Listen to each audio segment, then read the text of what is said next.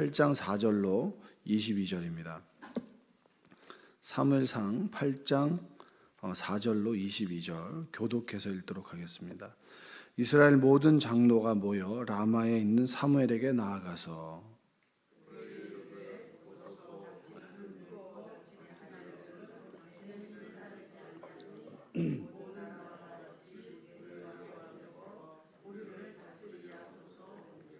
우리에게 왕을 주어 우리를 다스리게 하라 했을 때에 사무엘이 그것을 기뻐하지 아니하여 여호와께 기도하매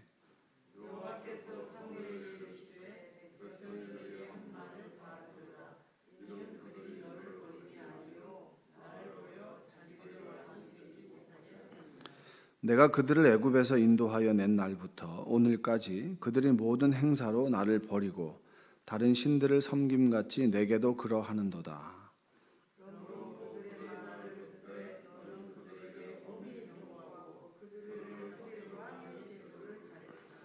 사무엘이 왕을 요구하는 백성에게 여호와의 모든 말씀을 말하여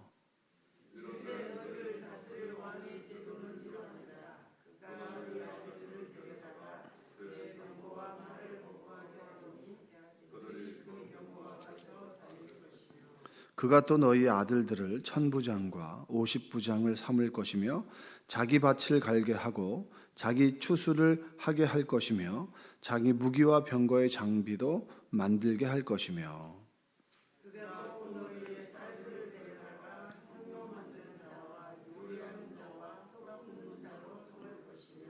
그가 또 너희의 밭과 포도원과 감람원에서 제일 좋은 것을 가져다가 자기의 신하들에게 줄 것이며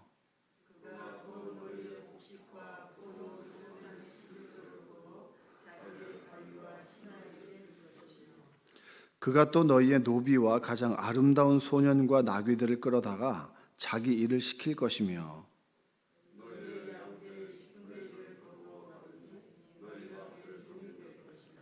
그날에 너희는 너희가 택한 왕으로 말미암아 부르짖되 그날에 여호와께서 너희에게 응답하지 아니하시리라 하니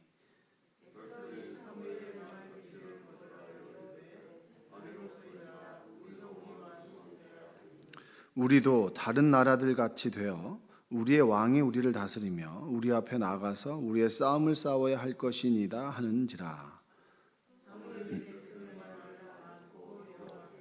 함께 읽겠습니다.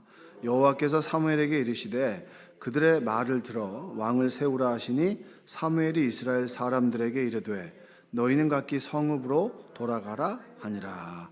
아멘. 오늘도 하나님의 은혜가 여러분의 삶 가운데 함께하기를 주님의 이름으로 축복합니다. 사람들이 이제 왕을 세워달라고 합니다. 왕을. 여러분 그 구약을 꿰뚫는 주제가 하나가 있다면 제사장 나라 거룩한 백성입니다. 제사장 나라는 제사장은 하나님을 예배하는 사람들이죠. 예배를 집례를 도와주는 사람들입니다. 그러니까 하나님과 백성들 사이에 중보자가 되는 거죠. 제사장. 그래서 하나님을 예배하게 도우는 사람들, 그 사람이 제사장이고, 그리고 하나님의 말씀을 따라 살아가는 사람들, 그러니까 세상 사람들과 조금 구별되게 살아가는 사람들을 거룩한 백성, 하나님 말씀을 쫓아 살아가니까 그게 이제 구약의 어떻게 보면 핵심이죠. 그게 신약으로 넘어가면 하나님의 나라로, 그러니까 회개하라, 천국이 가까이 왔다. 이 마태복음엔 천국을 얘기하지만 하나님의 나라, 하나님의 말씀과 하나님의 법이 통치하는 나라, 이게 하나님의 나라잖아요, 그렇죠? 이게 이제 신약과 구약을 크게 나누는 큰 주제입니다. 그러니까 제사장 나라, 거룩한 백성. 근데 중요한 것은 하나님께서 왕이 되시고 예언자가 되시고 그리고 제사장이 된단 말이에요. 근데 사람들이 왕을 세워달라 그러는 거예요. 보이지 않는 하나님 말고, 하나님 같은 왕 말고 눈에 보이는 강력한 힘을 가진 왕을 달라라고 합니다. 그 이유는 뭐냐면 사무엘이 늙었다는 거예요. 그리고 그 아들들이 별로 탐탁치 않은 거예요. 그 아들들이 우리가 좀 신뢰하기엔 부족하다는 거죠. 그러니까 갈아치우라는 거예요. 갈아치우고 우리에게 힘이 있는 왕을 주십시오라고 하는 거예요. 여러분도 저도 늙죠. 그렇죠? 어제보다 오늘 좀 늙으셨나요? 아니면 더 젊으셨나요? 마음은 젊지만 몸은 늙어가잖아요. 우리가 인정할 수밖에 없는 사실입니다. 우리가 늙어가고 그리고 우리가 힘이 약해지고 그 다음에 내가 열심히 살아왔지만 내 자식이 내 뜻대로 되지 않았어요. 그러니까 사무엘이 굉장히 속이 상하겠죠. 근데 사람들이 와서 하는 말이 당신이 늙었습니다. 한마디로 당신이 이제 늙었습니다. 그리고 당신의 아들들은 힘이 없으니 주변 나라들처럼 왕을 좀 세워주십시오. 이게 우려했던 거예요. 사사기를 꿰뚫는 주제가 뭐냐면 하나님이 왕이 아니라 스스로 왕이 되려고 하는 사람들. 그래서 사사기를 설교하면서 가장 극적으로 드러난 것이 기드온입니다. 기드온의 300용사 이후로 당신이 우리의 왕이 되주십시오. 당신과 당신의 아들과 당신의 손자가 우리를 다스리는 왕이 되주십시오라고 했을 때 아니다, 하나님께서 다스릴 것이다 라고 해놓고 그들에게 금부침부치를 받습니다.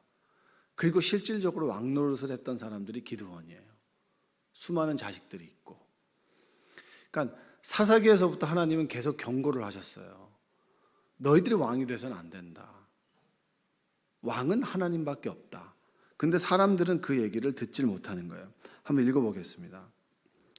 자, 5절 한번 읽어볼까요? 5절. 그에게 이르되 보소서 당신은 늙고 당신의 아들들은 당신의 행위를 따르지 아니하니 모든 나라와 같이 우리에게 왕을 세워 우리를 다스리게 하소서 한지라. 자, 눈에 보이는 왕, 눈에 보이지 않는 왕 말고 눈에 보이는 왕을 세워달라. 여러분, 그들은 하나님을 경험했던 사람들이에요? 아닌 사람들이에요? 하나님을 경험을 했어요. 여러분 인생 가운데 하나님을 체험하신 분 계시죠? 기도했는데 병이 나은 분 계세요? 안수를 받았는데 병이 나았다거나 그런 분 계시죠?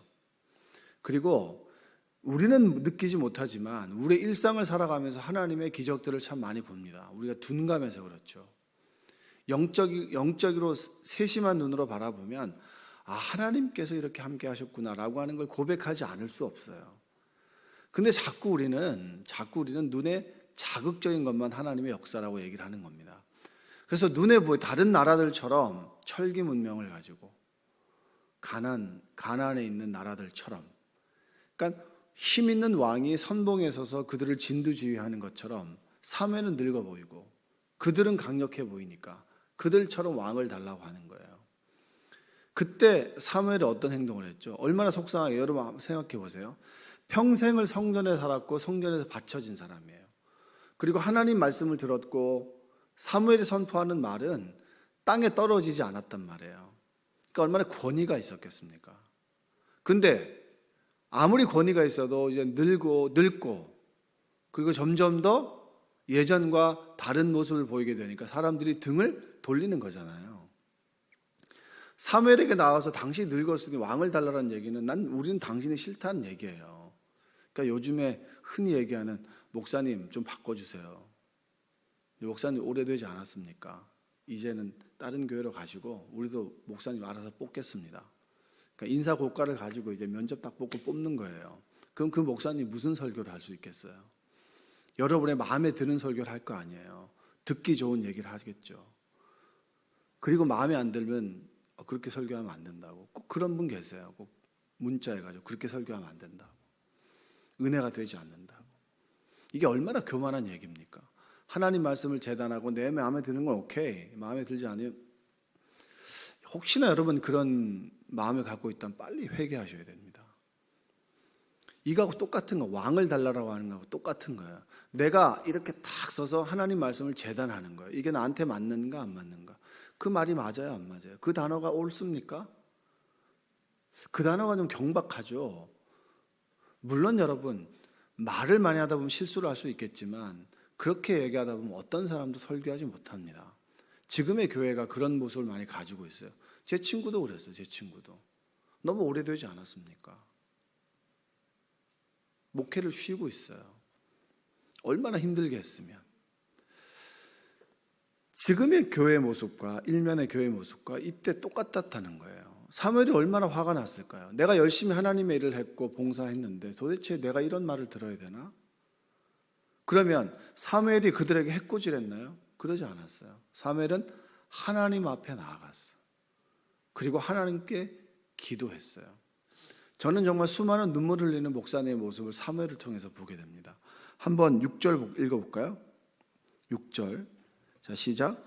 우리에게 왕을 주어 우리를 다스리게 하라 했을 때 사무엘이 그것을 기뻐하지 아니하여 여호와께 기도하며 삶의 문제를 가지고 하나님께 눈물을 흘리며 기도하죠. 저도 그런 적 많습니다.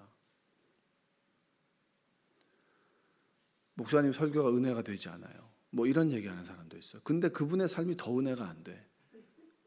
근데 나보고 은혜가 안 된대. 그럼 어떻게 해? 은혜가 안 되는 목사인가 보다. 하나님께 나아가서 눈물을 흘리며 기도하는 거죠. 여러분, 우리의 위치를 아는 것이 은혜예요. 하나님 말씀을 듣고 하나님 말씀을 읽을 때 내가 어떤 사람이구나라는 걸 알아야 돼요. 내가 그리 대단하지 않다. 내가 그리 재주가 없다. 내가 할 수 있는 일이 몇 개 없다. 그런데 지금처럼 이렇게 잘 사는 건 뭐다? 하나님의 은혜라는 거예요. 할렐루야. 사무엘이 하나님 앞에 나아갔습니다. 왕을 달라라고 하는 것도 여러 가지 의미가 있는 거예요. 나를 거부하는구나. 내 인생을 부정하는구나. 내가 내 자식을 키우지 못하는 것을 덮어주지 않고 드러내는구나. 내 가슴 후벼 파는 거죠. 인생의 마지막에 목사님들이 은퇴할 때 이제 목사님 그만하시죠. 너무 늙으셨습니다. 너무 나이가 많이 들었어요. 우리도 젊은 목사님 뽑고 싶습니다. 그런 이야기 얼마나 많이 듣겠습니까? 목사님 나이 드시다니 말이 길어지셨네요부터 시작해서 얼마나 많은 모욕을 당했을까요? 그러니까 그 문제 앞에서 이 시대의 목사님들 뭐 합니까? 하나님께 기도하는 거죠. 하나님, 제가 참 이렇습니다. 하나님, 제가 이렇게 됐습니다. 어떻게 해야 되나요? 여러분, 그리스도인들이 이래야 됩니다. 어떤 삶의 문제가 나에게 다가왔을 때, 때로 가슴 후벼 파는 일들이 우리에게 생겨날 때 그것을 가지고 사람에게 풀기보다는 어떻게 하죠? 하나님께 나아가서 무릎 꿇고 기도하는 거죠. 하나님께서 해결해 주시고 하나님께서 지혜를 주시고 하나님께서 내 이야기를 좀 들어주십시오. 삶의 울분을 가지고 하나님께 울기도 하고 감사하기도 하고 그리고 기뻐하기도 하고 그리고 먹먹한 것을 가지고 그냥 하나님께 그냥 주저리 얘기하고 어떨 때는 기도도 나오지 않으면 십자가만 쳐다보는 삶. 그게 사무엘이 지금 이 상황 속에서 할 수 있는 최선이었습니다. 여러분의 인생 가운데 풀어지지 않는 문제가 다가오나요? 여러분의 인생 가운데 이거 정말 버겁다, 힘들다, 어렵다, 왜 이렇게 참 풀어지지 않지? 라는 문제가 있을 때 성전을 멀리하기보다는 하나님께 가까이 가는 은혜가 있길 바랍니다. 좀 적극적인 자세로 신앙생활 해야 되잖아요. 풀어지지 않는 문제 앞에서 사랑 앞에 가서 울고 웃고 하는 거 좋습니다. 믿음의 사람들 앞에서 하는 거 좋아요. 근데 대부분의 사람들은 그렇게 하다 보면 자기 자신이 너무 초라해집니다. 그럴 때 우리가 하나님께 한번 뜨겁게 기도하고 한번 거르고 난 다음에 그 마음을 가지고 믿음의 사람과 대화하다 보면 하나님께서 하나님의 사람들을 통해서 위로해 주시고 또 기도 가운데 위로해 주시고 그 길을 열어 가신다는 거예요. 답답한 마음을 가지고 사무엘이 하나님께 나아갔습니다. 근데 하나님께서 정답을 얘기해 줘요. 사람들이 너에게 얘기하는 것 같지? 진짜 핵심은 너가 아니라 나야 라고 얘기를 하는 거예요. 그게 바로 이제 7절과 8절입니다. 읽어보겠습니다. 여호와께서 사무엘에게 이르시되 백성이 내게 한 말을 다 들으라. 이는 그들이 너를 버림이 아니요 나를 버려 자기들의 왕이 되지 못하게 함이니라. 내가 그들을 애굽에서 인도하여 낸 날부터 오늘까지 그들이 모든 행사로 나를 버리고 다른 신들을 섬긴 같이 내게도 그리하는구나. 자, 나를 버리고 너도 버리는구나. 이렇게 얘기를 해주는 거예요. 그러니까 얼마나 마음이 가볍겠어요. 나만 버리는 줄 알았는데 하나님도 버리는구나. 그러면 사무엘의 마음이 좀 가벼워지지 않겠습니까? 원래 이런 사람들이었다. 출애굽한 날 이후부터 그들은 끊임없이 다른 신들을 섬겨왔고 그것이 그냥 드러난 것뿐이다. 우리 인간은 그런 사람들이에요. 자꾸 눈에 보이는 거, 힘 있는 거, 좋은 거 이런 것들만 쫓아가게 되는 사람들이 바로 우리입니다. 더 강력한 것, 눈에 보이는 하나님을 보고 싶어하고 하나님을 끊임없이 규정 지으려고 하고 하나님을 자꾸 내가 컨트롤하려고 합니다. 그게 바로 우리의 모습이에요. 하나님 앞에 시간이 지나면서 더 겸손해져야 되는데, 하나님이 이랬으면 좋겠어. 하나님은 이런 분이야. 저는 여러분, 하나님을 이런 분이야라고 얘기할 때 가장 조심스러워요. 왜냐하면 제가 뭐 하나님을 어떻게 알겠습니까? 그런데 내가 만났던 하나님은 이런 분입니다. 저는 고백하는 거죠. 규정 짓는 건 아니에요. 하나님을 규정 짓게 되는 그 순간부터 우리는 하나님으로부터 벗어나게 되는 겁니다. 여러분들이 여러분의 인생 가운데 하나님이 어떤 분인가? 자꾸 내가 하나님을 규정 짓고 하나님을 컨트롤하고 이렇게 저렇게 자꾸 조종하는 건 아닌가? 여러분의 모습을 좀 삶에 비춰보고 말씀에 비춰보는 은혜가 있기를 바랍니다. 더 힘있는 하나님이 됐으면 좋겠어요. 왜 하나님 침묵하십니까? 왜 하나님 이러하십니까? 자꾸 하나님을 자꾸 우리가 끼워 맞추려고 하죠.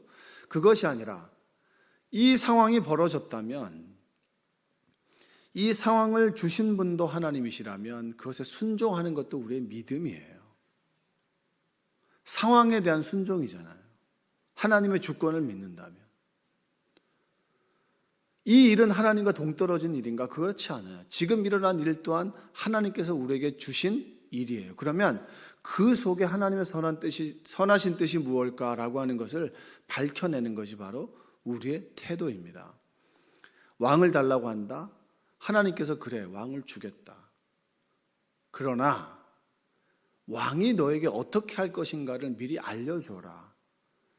여러분, 그 로마서에 보면 그들이 하나님을 떠났을 때 그들을 내버려 두라고 합니다. 내버려 두라고. 그게 굉장히 무서운 거잖아요. 하나님의 그 형벌 가운데 하나는 뭐냐면 그냥 내버려 두는 거예요. 그 인생을 그렇게 살아가도록 내버려 두는 거죠. 회초리를 때리는 것이 아니고 내버려 두는 거예요. 무관심한 거예요. 근데 하나님께서는 그렇게 할 수 없으니, 자, 왕을 세워라. 왕을 네가 세워라. 그러나 왕이 너에게 어떻게 해줄 것인가를 알려주어라. 니네 자녀들을 데려갈 것이다. 네 딸들을 데려갈 것이다. 밭을 갈게 할 것이고 전쟁이 일어나면 너희를 차출해서 앞에 총알바지가 되게 할 것이다. 그리고 끊임없이 소유하게 될 것이고 힘을 가져 너희들을 휘두를 것이다. 그래도 하겠느냐? 한다는 거예요. 인간이 어리석은 거예요, 여러분. 분명히 고생길이 훤한데도 그 길을 자꾸 걸어가려고 하는 거예요. 그 길을 자꾸 가려고 하는 거죠. 왜냐? 우리는 미래를 모르고 하나님 미래를 아시는 분이기 때문에. 여러분의 인생의 중요한 순간순간마다 하나님을 부여잡고 기도하는 이유가 뭡니까? 미래가 내 뜻대로 이루어지지 않을 때 그 길을 가지 않게 해달라고 하는 것이 우리의 기도 제목 아니겠어요? 이 선택이 하나님께서 원하시는 것이면 나는 그 길을 가겠습니다. 그러나 하나님께서 원하시지 않고 내가 고생하는 것이면 막아주십시오라고 하는 것이 미래를 향한 기도의 제목 아니겠습니까? 하나님께서 그렇게 사무엘을 통해서 얘기해 주셨어요. 그래도 그들은 왕을 달라라고 하는 겁니다. 그게 우리 인간이에요. 우리의 모습이라고 하는 겁니다. 사무엘의 모습 속에 여러분 가슴 아파하는 우리의 모습이 있고 왕을 달라라고 하는 모습 속에서 우리의 모습이 있는 거예요. 하나님을 자꾸 눈에 보이게, 하나님을 자꾸 규정하고 부여잡고 컨트롤하려고 하는 그 교만함이 바로 우리의 모습이라고 하는 겁니다. 여러분의 삶을 한번 말씀에 비춰보세요. 내가 지금 겸손하게 있는가? 그렇다면 감사한 거죠. 그러나 자꾸 눈에 보이는 하나님을 컨트롤하려고 하고 이 사람의 인생을 자꾸 컨트롤하려고 하고 기다리지 못하고 자꾸 일을 그르친다면 여러분, 우리 이스라엘 백성과 지금 우리가 모두 닮아 있다. 끊임없이 내 인생을 내 스스로 개척하려고 하고 재촉하고 그리고 내 인생을 스스로 선택해서 자꾸 내가 원하는 인생을 살아가고 하나님께서 원하는 인생이 아니고 내가 원하는 인생으로 살아가려고 하는 것, 그 모습이 이스라엘 백성과 우리가 닮아 있는 거예요. 여러분, 성경을 읽을 때 성경이 왜 우리에게 감동이 되는지 아십니까? 수많은 사람들이 있고 수많은 캐릭터가 있는데 그 캐릭터와 내가 닮아 있다는 거예요. 그럼에도 불구하고 하나님께서는 우리를 포기하지 아니하신다. 끊임없이 사랑하신다. 그게 하나님께서 주시는 우리의 메시지 아닌가요? 내가 이스라엘 백성보다 더한 삶을 살아감에도 불구하고 하나님께서는 끊임없이 그 길이 이런 것이다. 그러니까 깨닫고 돌아와라. 기다리시고 기회를 주시고 품어주시는 그 하나님, 그 하나님을 믿기에 여러분과 제가 이곳에 있습니다. 때로 우리는 여러분 교만할 수 있어요. 때로 우리는 속상하고 마음이 아플 수 있어요. 누군가의 한마디가 내 인생을 전면 부정당하는 것처럼 내가 열심히 살아왔던 인생을 정말 쓰레기통에 버린 것 같은 그런 모욕적인 말을 들을 때도 있습니다. 그렇다면 내가 너 같은 인생 쳐다도 보지 않으리라, 이렇게 감정적으로 대응하기보다는 그 속에서 나를 찾는 거예요. 그 속에서 내가 정말 하나님 주신 메시지를 찾는 거예요. 저도 이제 목사님 말씀에 은혜가 없습니다. 그래서 제가 그분한테 설교를 한번 시켜봤어요. 그분은 그냥 말만 하면 다 되는 줄 알아요.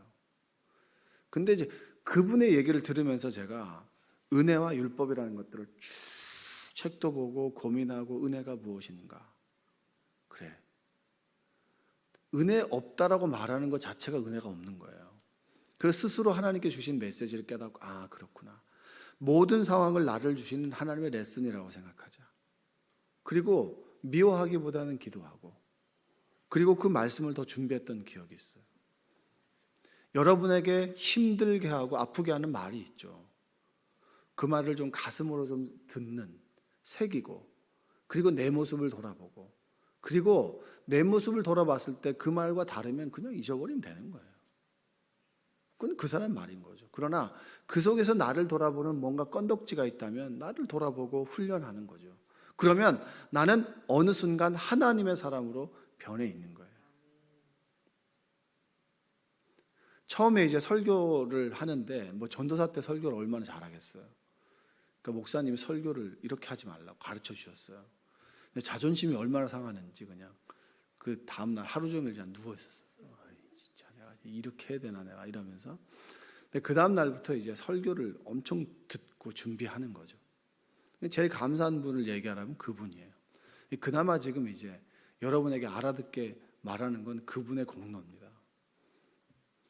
수많은 말들이 있어요. 수많은 아프게 하는 말들이 있죠. 그 말들 앞에서 감정적으로 반응하기보다는 하나님께서 이 말을 듣게 하신 이유가 있겠지. 그리고 나를 돌아보고, 그리고 나를 더 겸손하게 세우고, 그리고 정말 나를 갈고 닦고, 그리고 난 다음에 계속해서 그런 말이 들리면 하나님 앞에서 내가 제대로 가고 있다면 그 길을 가는 거예요. 그리고 더욱더 겸손하게 서는 거죠. 오늘 하루에 겸손한 여러분들 되시기 바랍니다. 끊임없이 자꾸 요구하기보다는 나를 자꾸 돌아보세요. 이스라엘 민족의 사무엘이 늙어가는 모습 앞에서 자신을 돌아봤으면 어떻게 됐을까? 그래, 나도 늙어가겠지. 나도 내 자식을 잘못 키울 수 있겠지. 아, 그래, 내가 허물을 덮어주고 기도해 줘야지. 이게 아니라 끊임없이 들추어내고 끊임없이 아프게 만드는 삶이 아니라 정말 사람들을 품어주고, 그리고 곁에서 함께 그 길을 걸어가는 동반자의 삶이 되시기를, 그리고 하나님 앞에 날마다 나를 비추어보는, 말씀의 거울에 나를 비추어보는 겸손한 그리스도인 되시기를 주님의 이름으로 축원드립니다. 기도하겠습니다. 사랑과 은혜가 풍성하신 아버지 하나님 감사합니다. 새벽에 도우시는 하나님의 은혜를 찬양합니다. 아버지 하나님, 날마다 나의 모습을 돌아보게 하여 주옵소서. 말씀의 거울에 나를 비춰보고, 내가 정말 교만한 것은 아닌가? 내가 자꾸 하나님을 좌지우지하려고 하는 것은 아닌가? 삶의 사소한 문제 앞에서도 하나님의 선하신 뜻이 무엇인가? 성경을 읽으면서도 그 인물과 내가 참 공통점은 없나? 아, 내가 참 이런 사람이구나. 이런 사람임에도 불구하고 나를 사랑하신 하나님께 감사합니다. 라는 고백이 우리의 입술과 마음 가운데 있게 하여 주옵소서. 예수님의 이름으로 기도합니다. 아멘.